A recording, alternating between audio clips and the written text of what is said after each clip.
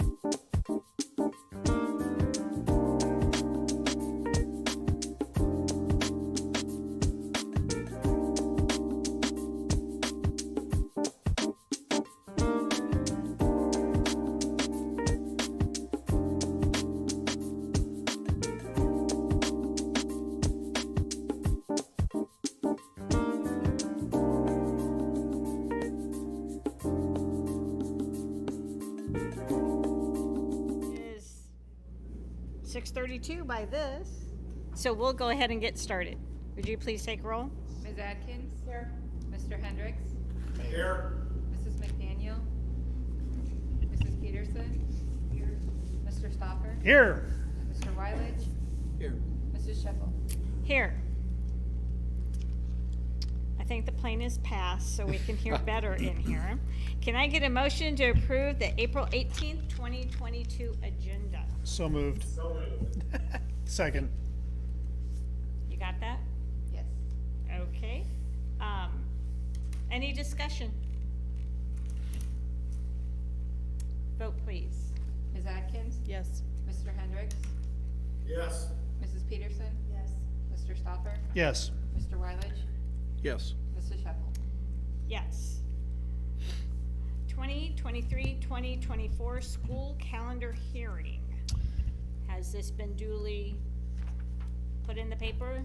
Fleshed out. Announced? We don't put calendar in the paper. We don't put, No. okay, just checking. Don't put calendar in the paper, but we have obviously published that we're having this hearing. Okay. And Dave and I are going to tag team on this a little bit. You've been provided the calendar we're recommending. This is for the 23-24 school year. I always have to remind folks when we're talking that I do it too. Invariably, you just start thinking you're talking about next year. We're not. We're talking about 2 years out. So when you make significant changes to a calendar, sometimes you have to realize that those don't kick in until 2 years. Right.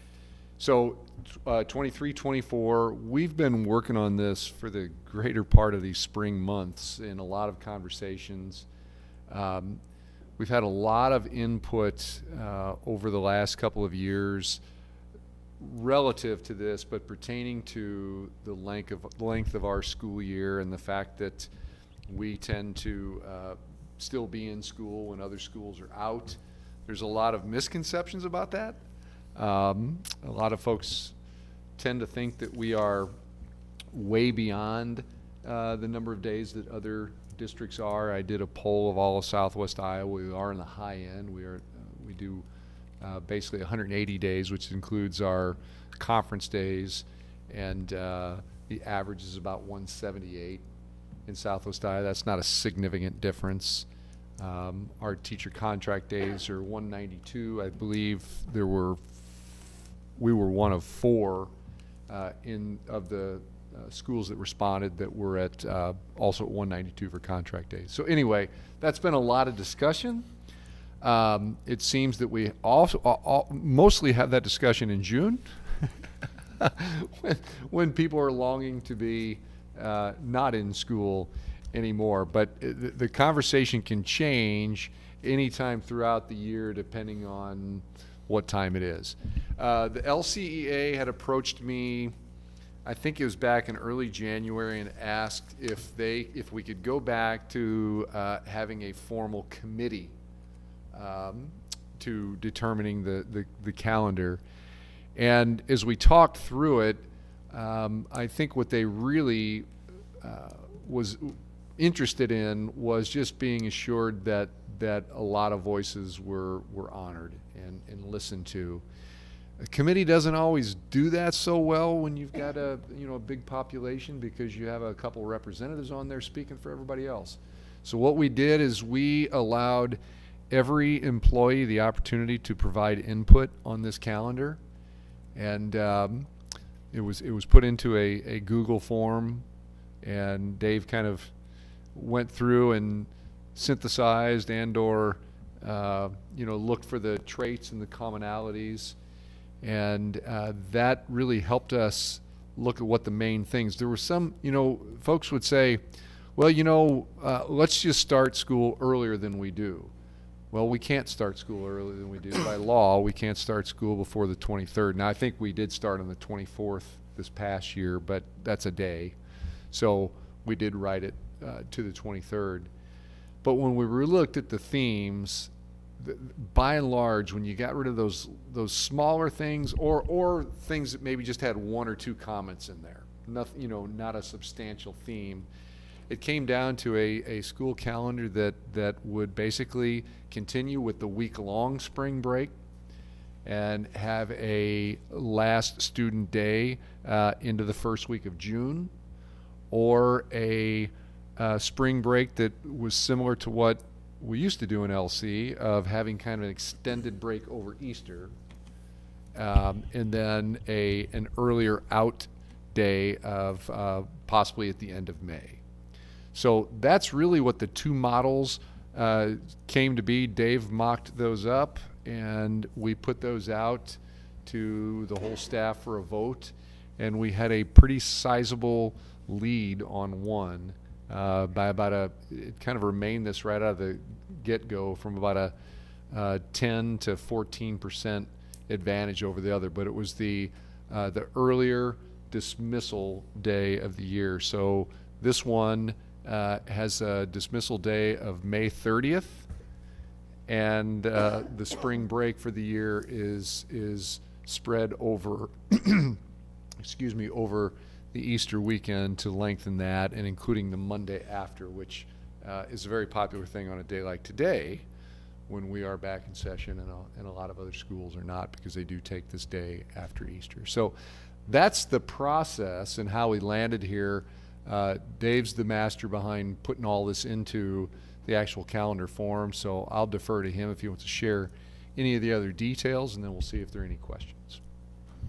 About the only other thing I would add is that there did seem to be some misconceptions about the calendar. Rumors like, oh, we have 77 extra hours in our calendar, why can't we just get rid of those days?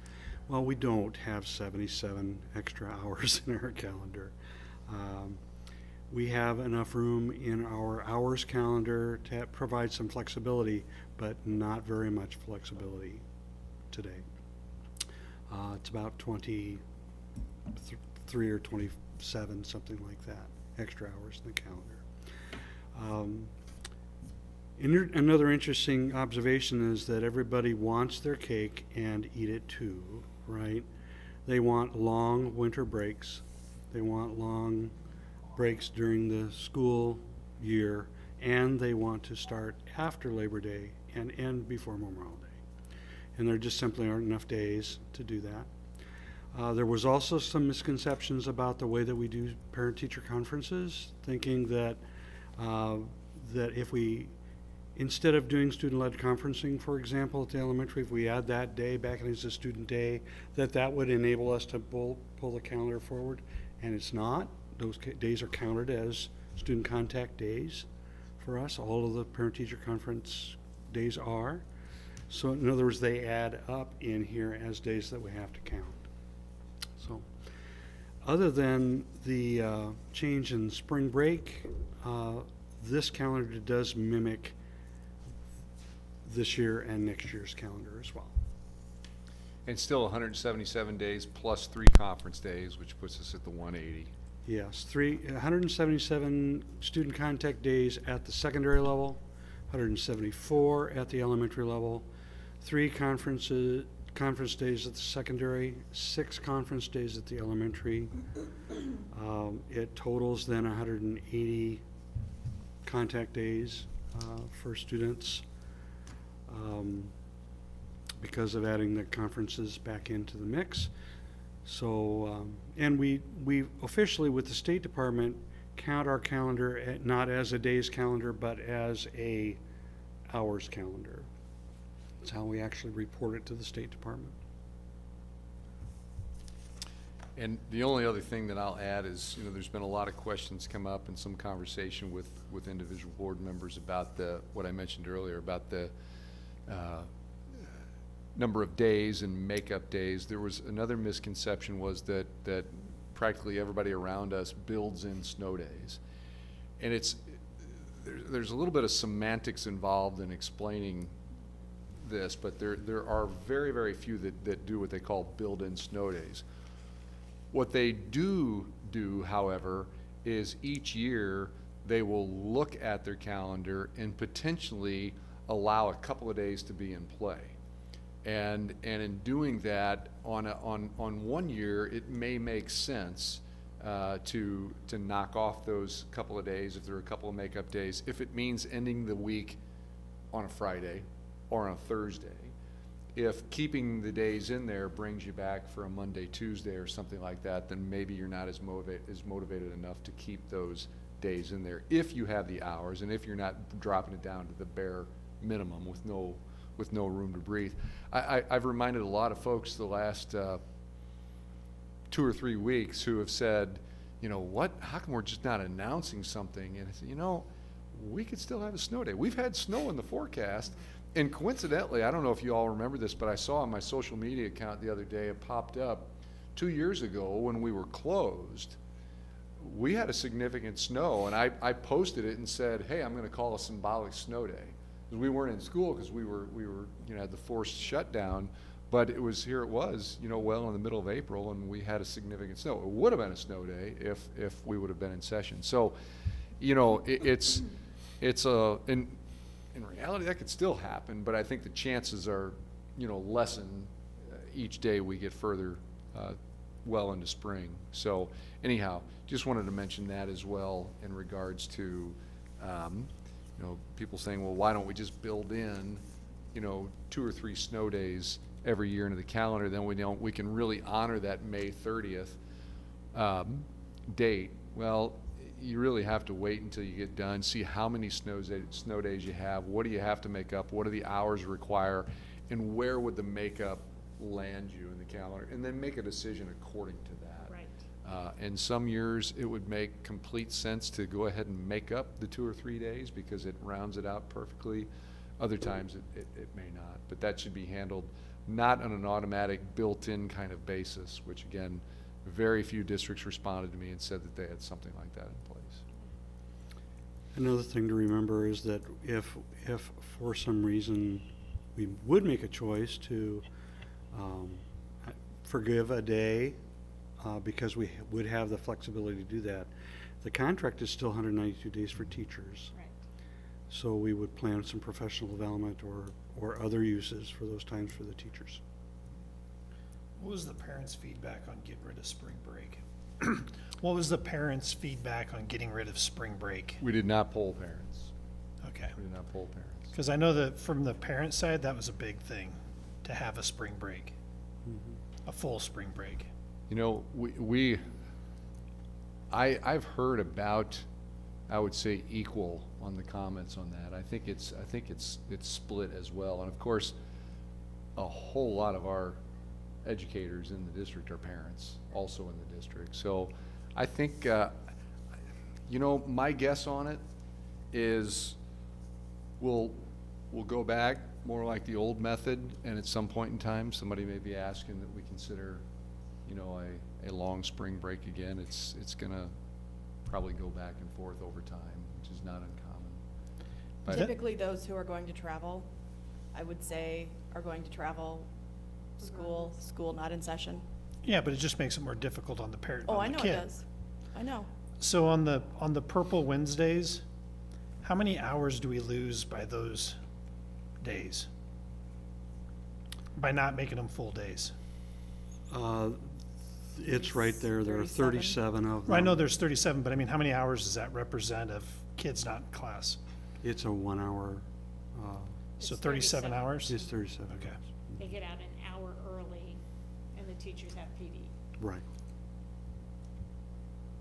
So it's just a straight up count. and versus, there was a time when schools weren't creative like that. There weren't early outs or late starts, and you just had more full-day PDs throughout the year that really probably equate to as much time, if not more.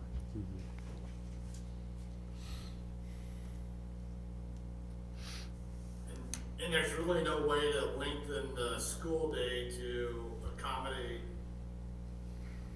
those extra 2 days to make that spring break a full week. You know, you can do that, Bob. There are creative ways to do that.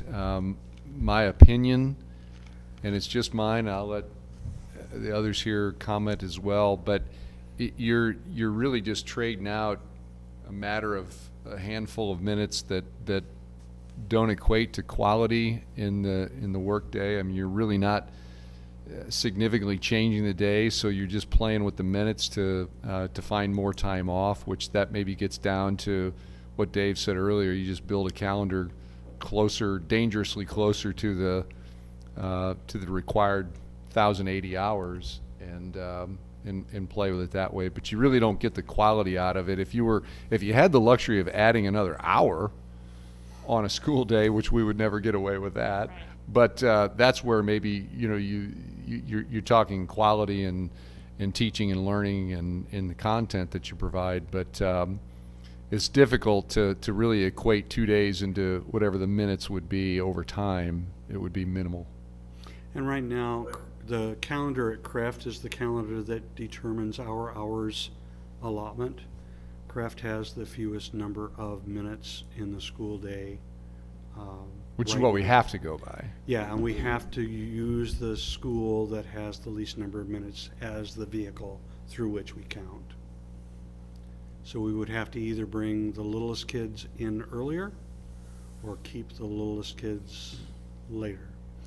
And we've also shifted our transportation a bit because of that. Kraft gets out 5 minutes, a little bit earlier than Titan Hill does because we've got lots of parents that go back and forth between. Yeah, and that was a buildings. request from parents Yeah. because they were parents that have both kids at Titan Hill and at Kraft were really struggling to go through the line at one and then get to the other one in time. So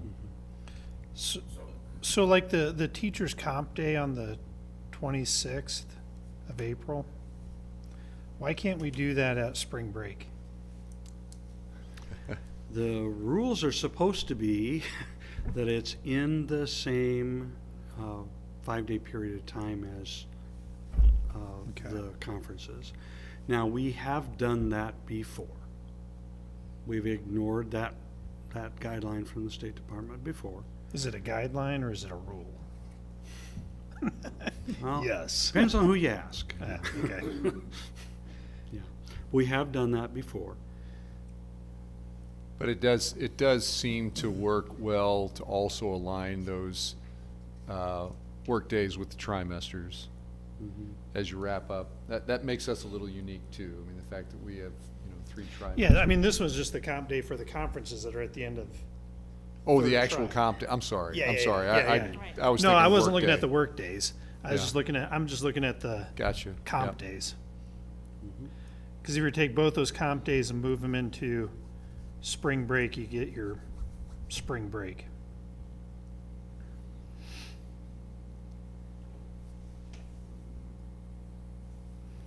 I mean, that's probably one of the biggest things that I've heard from parents is how much they appreciated getting the spring break. Same. I mean, it would sure be great if we could come up with a mechanism to accomplish that and keep that, closer to the May end date there. I think that's where you're talking about, Dave, having your cake and eating it too. Trying to get that all Yeah. worked in. And of all just to be clear too, on as far as my input, of all the parent conversations I've had about spring break, it does always seem that parents really value the summer with their kids, and it always seems that more summertime outweighs Now, if we were saying 0 spring break, no, no days in there at all, I think that would maybe be different. But I think when folks are interested in that week long, when they realize that when it comes at the expense of, unless you really, as Brian's talking about, really make a drastic change in how we've typically built the calendar, you're going to stretch into June, which then if you have a really bad winter, you're going to be adding days, and you're going to be, inside the first week, if not a little longer. And that's what I've heard our community speak out against the most. Mm-hmm. Every year, every June, those calls come in, claiming how there's no reason why we should still be in school when everybody else is out. And when you explain it, that's when I think people are willing to give on the week-long spring break, because they just want us to get into the summer months like the other districts around us. Yeah, the hard part is parents and students, when they don't have the full week, and if they do want to take it off, which a lot of them will, the fact that we're only giving them 1 day on each one of those weeks, that's going to be a problem for those kids. And I mean, the only way I see that you can get around is if you were to collapse all of the teacher comp days into the spring break, and then that gets you your 5 days. But if we can't do that, then that's a no. Yeah, convincing teachers that working the 2 extra nights and the Friday in that same week would be difficult. Not only that, it would be I mean, 1 day is not that big of a deal, but it would be out of different trimesters, so it would shorten the one, you know what I mean? Yeah, but that's the teachers, but I mean, there's gonna be kids that are gonna miss school for basically a week Oh, I know. for spring break, so. So there's no way to take just the one comp day, the 26th, and bump it to the 2nd, because they have to prepare for conferences? Is that why? Well, it's after conferences. Or, so I guess, what's the reason they can't take the 26th and put it at the 2nd?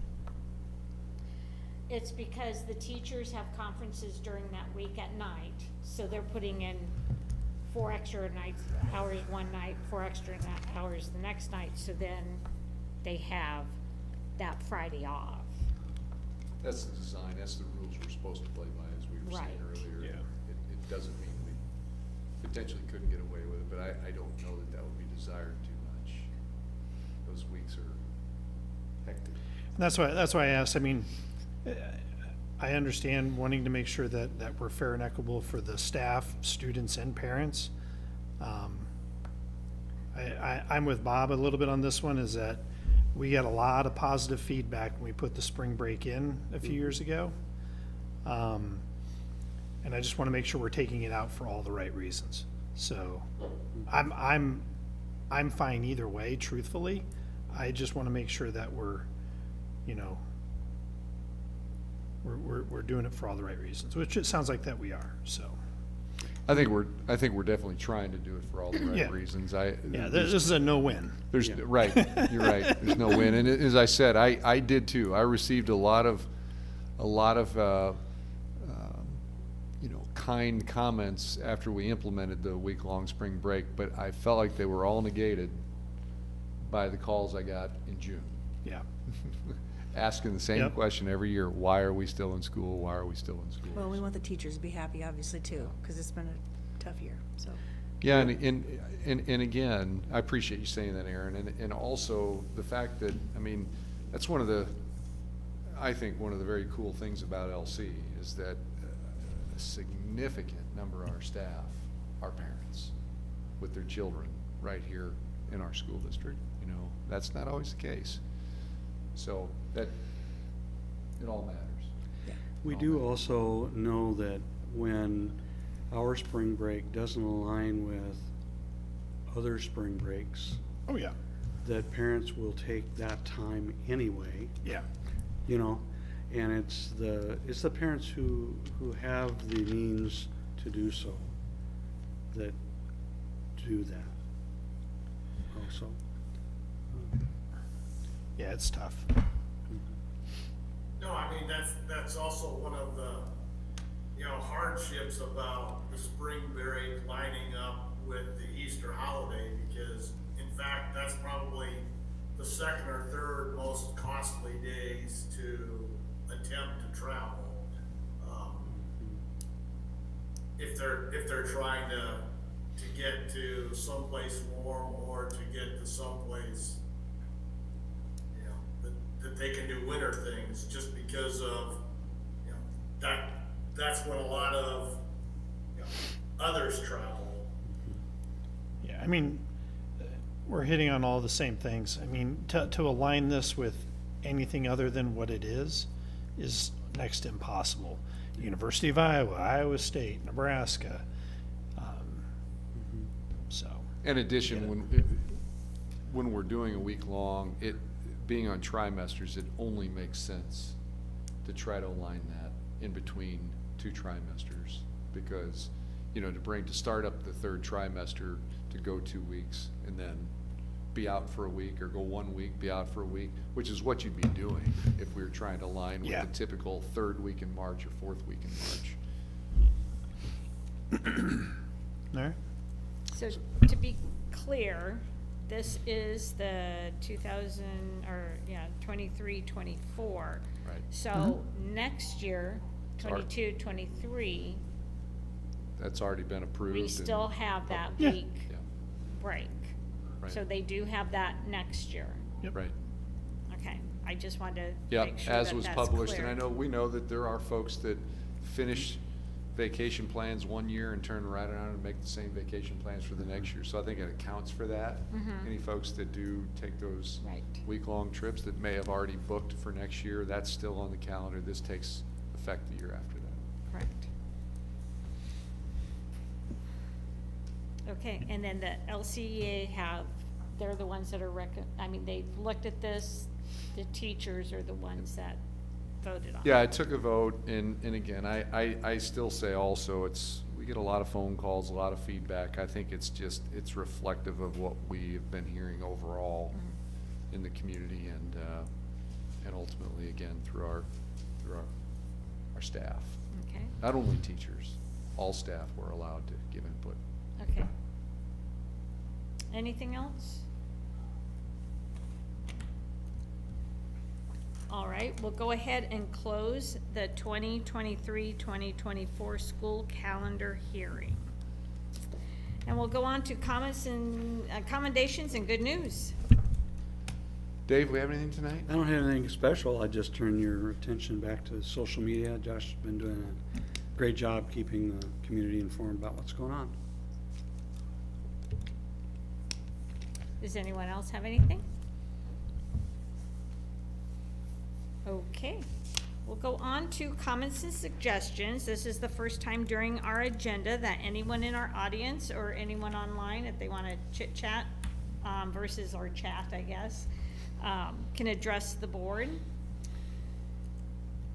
And hearing none, we'll go on to consent agenda. Can I get a motion to approve? So moved. So moved. You get the second this time. Okay, I'll take that. All right, we have a motion and a second. Any discussion? Is this the updated? We do have several Personnel? updates to the personnel agenda. Item A, B, C, E, I, Can you scroll back up? absolutely. I'll make a few more formal announcement type things too. Obviously, we can answer any questions about these, but a few of those kind of key positions, I'll make a few more formal statements after After the we vote. all vote. Okay. Yeah. Make Is sure there- you vote them in before I. I'll scroll Is there back. any discussion? Anyone have anything they want to say? Questions? Congratulations to Chuck, but what are we gonna do with him, without him at the high school? I think that's gonna be the discussion after we vote. All right, vote please. Mr. Hendricks? Yes. Mrs. Peterson? Yes. Mr. Stoffer? Yes. Mr. Wylage? Yes. Ms. Atkins? Yes. Mrs. Sheffel? Yes. Well, as it was just mentioned, I think these are a couple of big announcements, but we had two key positions to fill, one being the transportation director and one being the facilities and grounds director. Both are somewhat newly formed positions that used to be combined into one.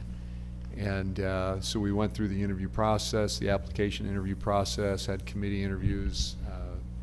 Ms. Scheffel sat in on the interviews, and we're really happy to announce that for the transportation director, we have selected Chuck Skokin, who everyone knows Chuck well. Chuck is a staple in the LC community. I'm not sure there's anybody that doesn't know Chuck. As he often says, if he doesn't know about somebody for who the child may be now, he probably knows their mother because or father, because he probably drove them on the bus. Chuck has been with us for 38 years. He's been the lead custodian right now at the high school and does a fabulous job. He's been interested in looking at these opportunities for promotions, and just because we know he's so great at the work that he does, we don't want that to hold him back. That should be something that excels him forward. And Chuck has also been driving a bus along with his duties at the high school, and he's been at other buildings too over the years, just where he's landed, been at the high school for a number of years. So I'm excited for Chuck. I think he's going to do a fabulous job. The name and face recognition that he brings to the job with him when a parent maybe is frustrated about something, just having somebody that they know and trust, that they've seen drive their own children to school, I think is going to go a long way. So congratulations to Chuck, and we are immediately going to work on plans to continue with our difficulties that we have with staffing our custodial team.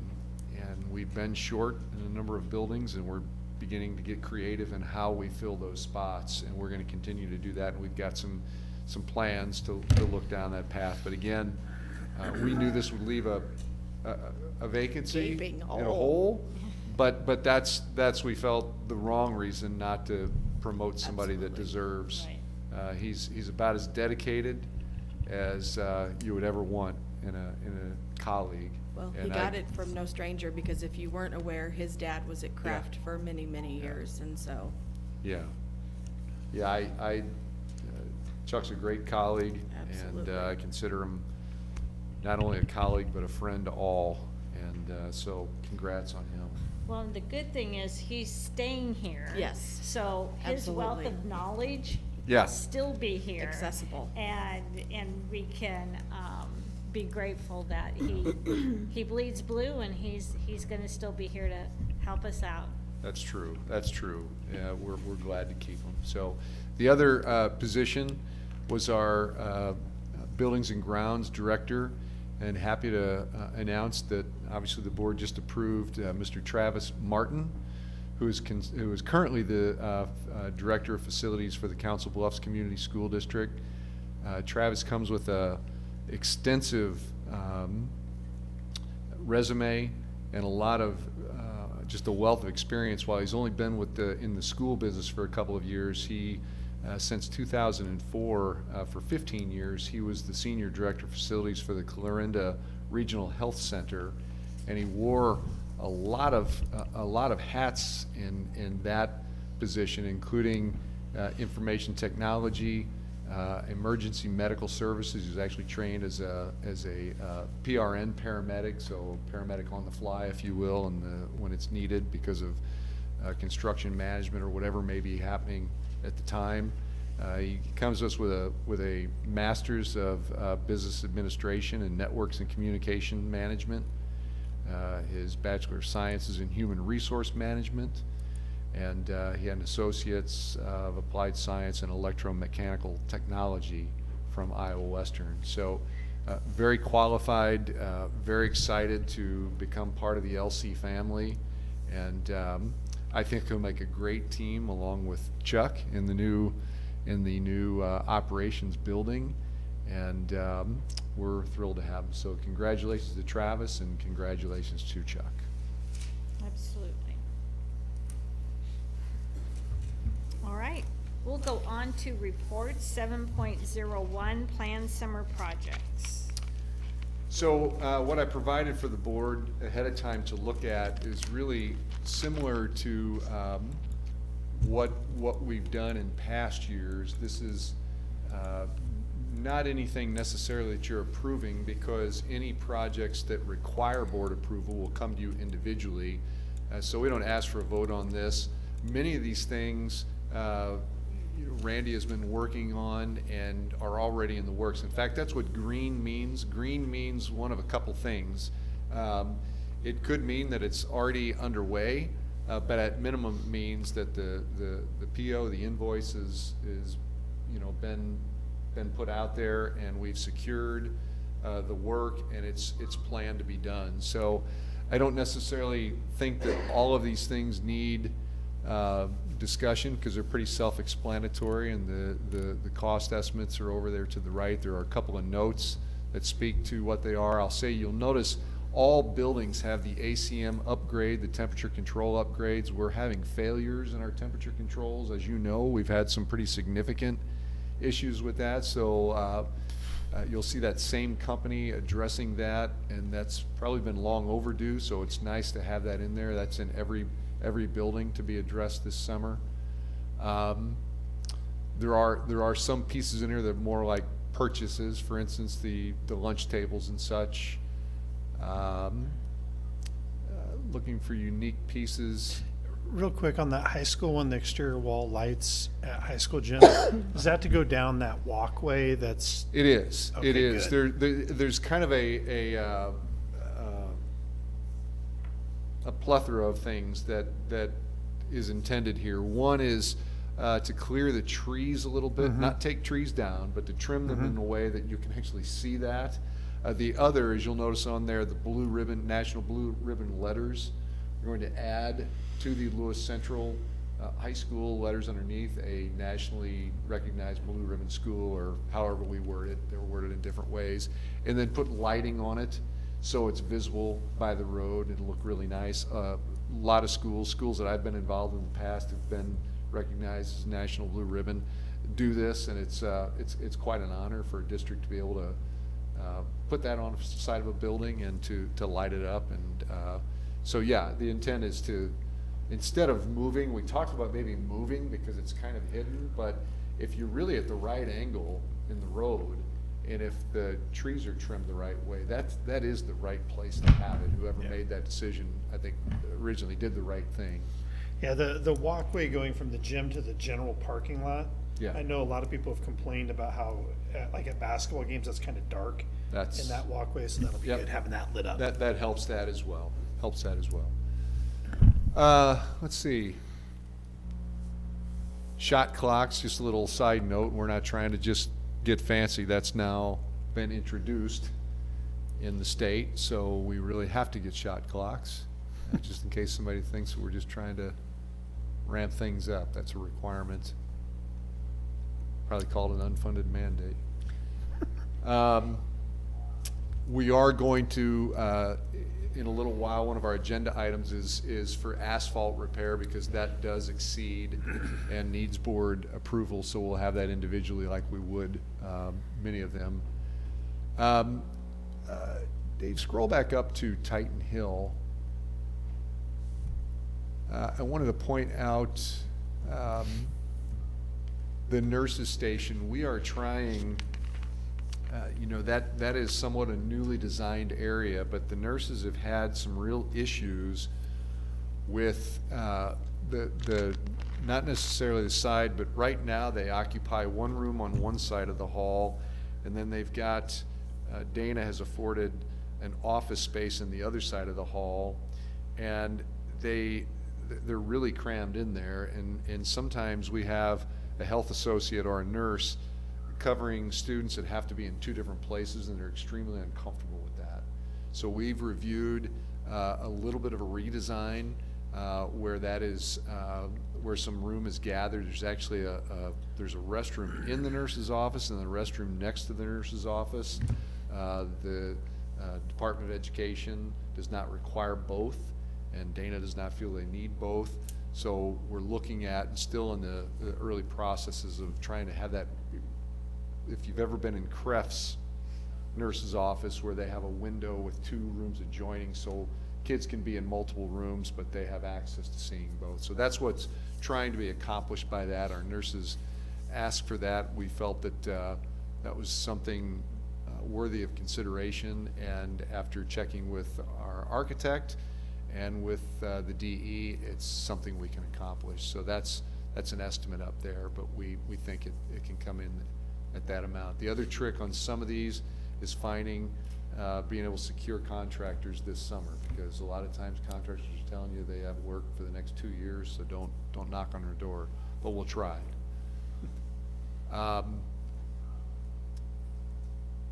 The other thing, if you look at the middle school that I'll bring out, that we've got added at the bottom, we do have it costed out for this potential. The south transportation entrance exit with the new ops building and the ability to have the buses traverse the campus a little differently, we can further make things a little more safe by, we've already been separating the buses from parent drop-off in the morning. We kind of like to do that also in the afternoon. To do that, we need a little more of a bona fide entrance exit on that side. So we did have HGM architects, because BVH I think was too busy to do anything. They have given an estimate to draw up the the drawings and spec it out and check, make sure everything is up to code. But it would be a vestibule off the south side, so buses could drop kids off in the morning on the south side next to the ops building, and also stage there in the afternoon for kids to exit and pick up. So we are probably going to go forward with what HGM has proposed. We'd have to bring that back to you at the next board meeting, because it is of an amount that would require. And then they would take about 4 weeks to design, then we'd put that out to bid. If we can get that, we've had a few contractors say that they think they could possibly do that for us this summer, which would be great. If not, we'll punt and get it done when we can, and then adjust the bus routing at the time. So that's up there as a complete estimate. We think that's on the high side too. Is there a way in the afternoons, and this is a little off topic, but it has to do with bus traffic in the afternoons, when that back gate is open on the back side of the auditorium and the buses either go through there over to the high school, I'm not sure how they go back and forth, but when the kids are leaving, and I know Dean Sharp sits at the football entrance essentially and kind of prorates the cars as they go through, but we have kids that are flying through the lot all the way around. Just maybe when the last bus goes through, if they close that gate, or just something simple that would keep the kids from flying through the new ops lot. Now, we are in desperate need of some retraining altogether, a lot of which came about, just how our parking lots are traversed. A lot of it came about with the construction, because we actually allowed some high school parking on the middle school side. Right. And as the year goes on,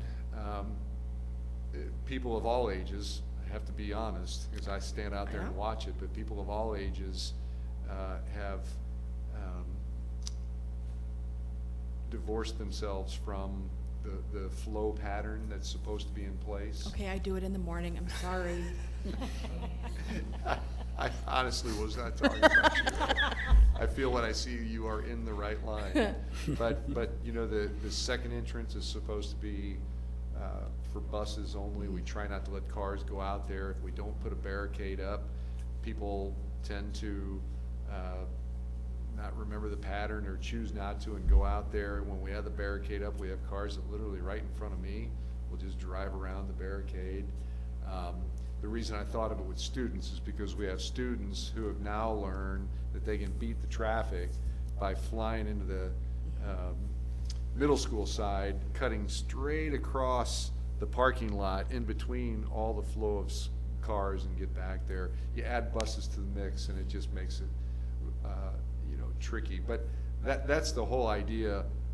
to some degree of getting all the buses over on the south side, so that separates that, and as we do need to clean up, how the students. Oh, and I know, it's all still new and fresh, but that's just, I've been there in the afternoons here recently, and I see the kids, they leave the high school, and they just go right behind the athletic building and then straight along the fence and out through the the ops parking lot, so. And we are locking that gate after usage, probably not that quick, but we are, locking that gate overnight just to keep less traffic, back there. We also will have a summer technology project that will add door access controls and surveillance Great. on that side, because right now there's no real surveillance behind the middle school on the road and right there where the new bus drop-offs will be. Point out one other thing, and then I'll see if you have any questions about any of these. The STEM ETI, just to give a little more kudos to Nathan Van Zanti and his plastics program. That is really ultimately a much larger job than that. He is just constantly going out and securing grants to support the plastics program, which is becoming the envy of a lot of folks in Iowa, including we've had recognition from the governor.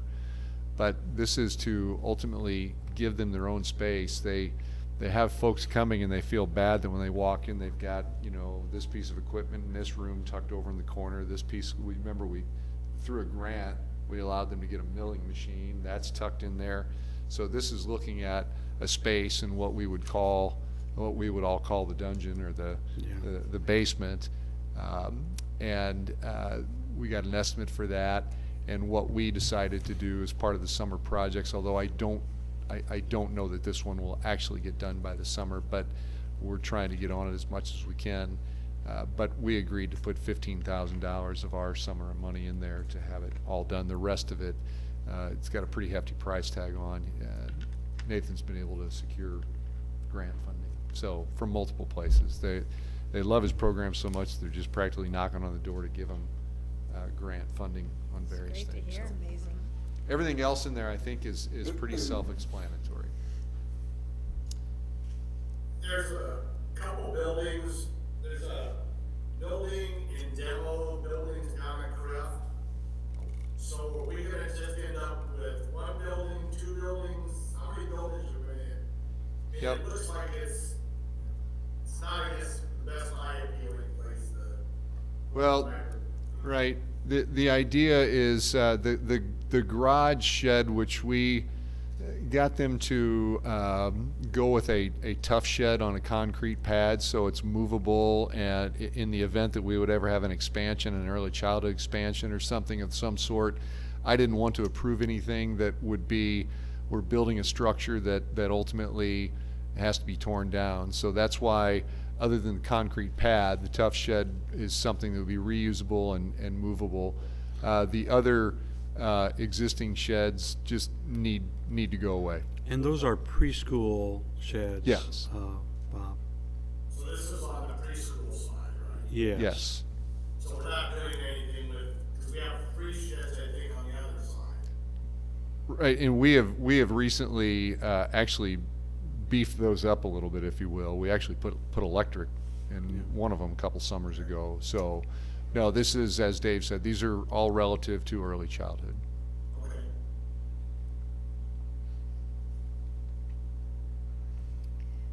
Any other questions, discussion on the summer projects?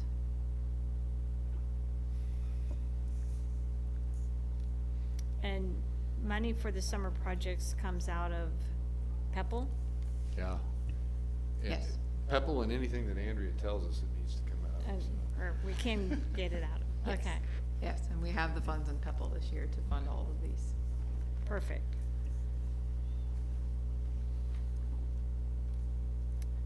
Everyone okay with these? We'll go on to discussion items. 8.01, proposed end of school year 2022 calendar adjustment. Yes.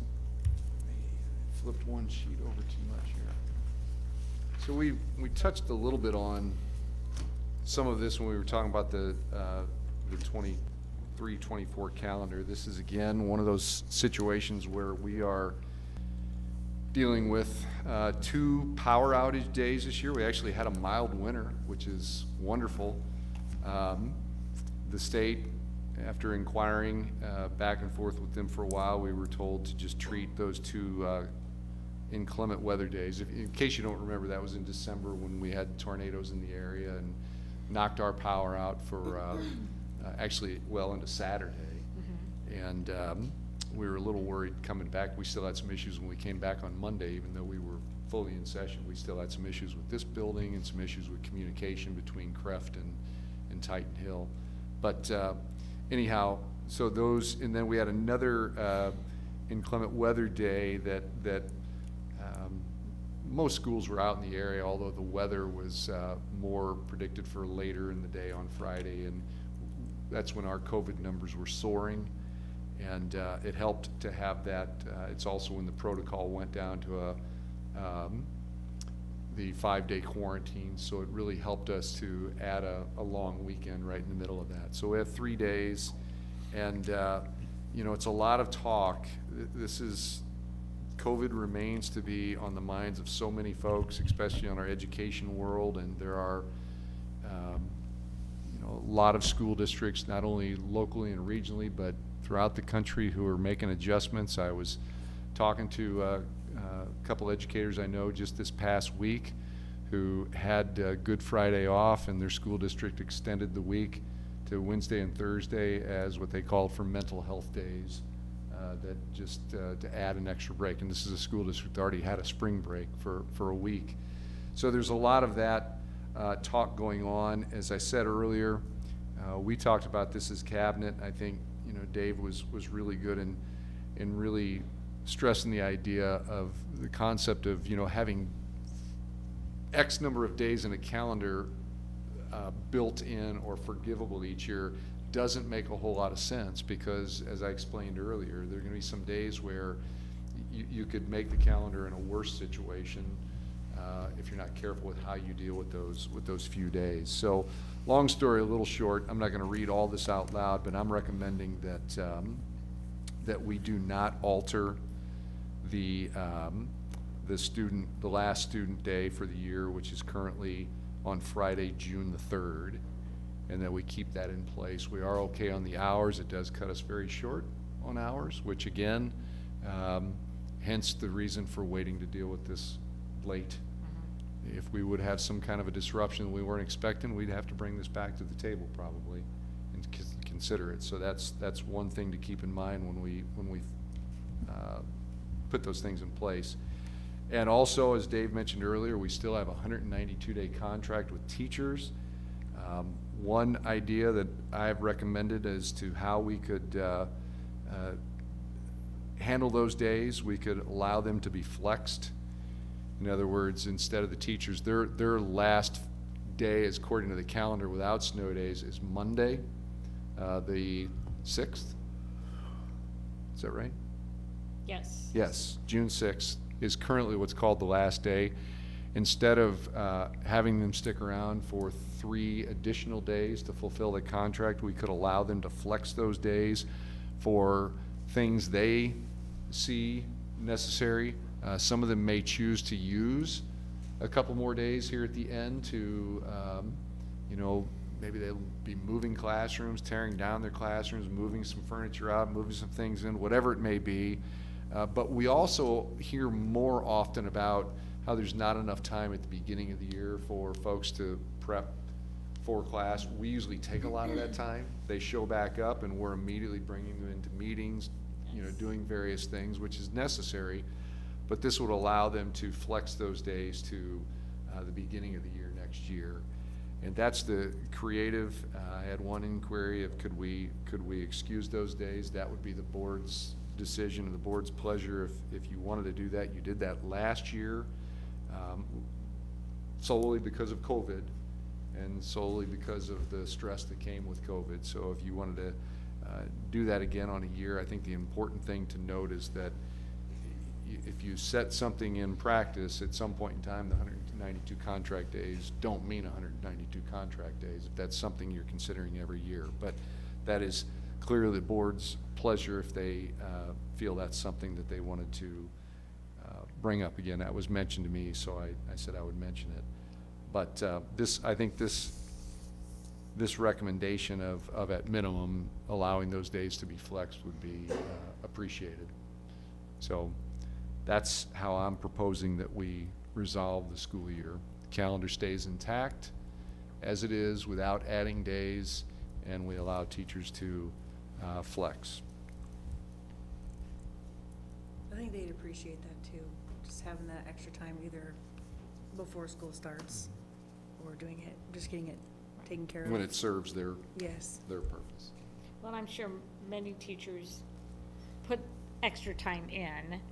This way, it's Absolutely. not like, okay, Yeah. 3 days at the end of the school year that, to finish their contract, that, okay, you have to punch a clock every day for Yep. 3 days. This would give them extra flexibility. I think that's a great point, because there are a whole lot of our staff who are showing up well before the first day when they're supposed to show up, and we do want to be a little, I'm recommending that we're a little informal about this. I'm not putting it on HR to have anybody punching the clock or principals keeping track. I mean, the principals will communicate this with how they're doing it with their staff and allow for that flexibility. Our admin will still be around on both sides.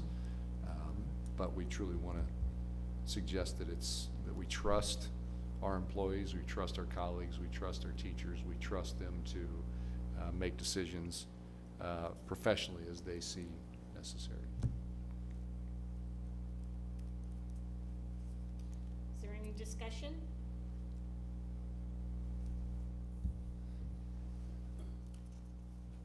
Everyone okay with recommendation? No questions? All right. We'll go on to 8.02, asphalt repair project. So you, again, saw this in the summer projects. This is important work. Asphalt deteriorates. Now, this is beyond anything that is relative to construction, okay? In fact, most of those, if you were to venture back behind the high school, you can't really get back there still, back in the gated area for construction, but that is now all new concrete that has been poured back there, which is really nice. But this is relative to deteriorating asphalt on the high school and the middle school parking lots. We had that assessed, and we received 3 bids. Century Asphalt is the low bid, and Century Asphalt has also done a lot of the work for us in recent years. So we are recommending them for repairs needed to asphalt on our middle school and high school campuses at $48,496.96. Is there any discussion? And when would this start, do you know? Just after school, It would, yeah, sometime yeah, during the most summer? likely, Okay. once the population is dwindled, but it will be in line to get done Okay. prior to the school year. Anyone else, any questions? Okay. We'll go on to 8.03, proposed sale or purchase of real estate. We are allowed to go into closed session per Iowa Code 21.51J to review or discuss the purchase or sale of particle real estate only where premature disclosure would be reasonably expected to increase the price the governmental body would have to pay for that property or reduce the price the governmental body would receive for that property. So with that, could I get a motion to go into closed session? Second. All right. Any discussion? Vote, please. Mrs. Peterson? Mr. Stoffer? Yes. Mr. Wylage? Yes. Ms. Adkins? Mr. Hendricks? Yes. Mrs. Shuffle? Yes. Did you have the recorder?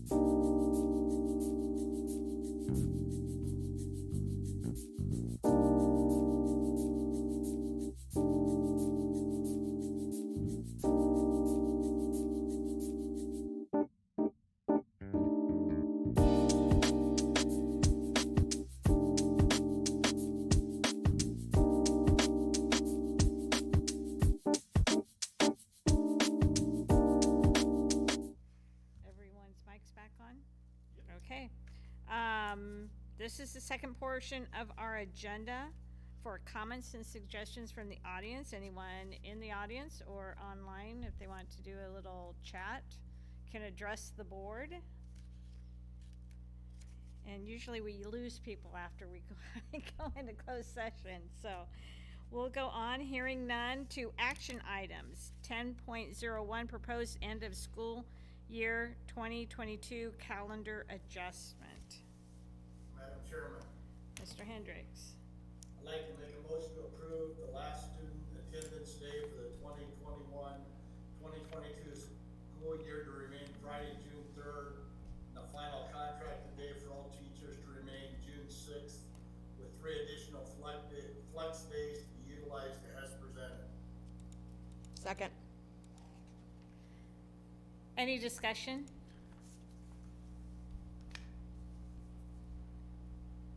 Vote, please. Mr. Wylage, Yes. Ms. Atkins. Yes. Mr. Hendricks, Yes. Mrs. Peterson, Yes. Mr. Stoffer, Yes. Mrs. Shepherd. Yes. Asphalt repair project, 10.02, asphalt repair project. Can I get a motion, or can I get a motion, please? Madam Chairwoman, Mr. Hendricks. I'd like to make a motion to approve Century Asphalt for repairs to the middle and high school parking lots at a total cost of $48,496.96. Second. Any discussion? Vote, please. Ms. Atkins, Yes. Mr. Hendricks, Yes. Mrs. Peterson, Yes. Mr. Stoffer, Yes. Mr. Wylage, Yes. Mrs. Shepherd. Yes. Can I get a motion for 10.03, approve the 2023-2024 proposed calendar? Madam Chairwoman, Mr. Hendricks. I'd like to make a motion to approve the 2023-2024 school calendar as presented. Second. Any discussion? There is a typo on the calendar that I'll fix before we publish it. And the typo, Is, August 31st is missing. oh. Okay. Someone might notice that. Well, yeah. Okay. We had a motion and a second. Vote, please. Mr. Hendricks, No. Mrs. Peterson, Yes. Mr. Stoffer, Yes. Mr. Wylage, Yes. Ms. Atkins, Yes. Mrs. Shepherd. Yes. Okay, our next regular board meeting is May 2nd. I also will be having Anna send out the superintendent evaluation, so you have that finished up for this school year. And so we'll get that back, and by the next meeting, May 2nd, so I don't know who all will be here. We usually get together to chit chat about it, and then present it to you Okay. probably the next time. So is that okay with everyone? Will that work? All right, then with that, can I get a motion to adjourn? So moved. Second. All in favor, say aye. Aye. Aye. Opposed? Aye. Opposed, you can say.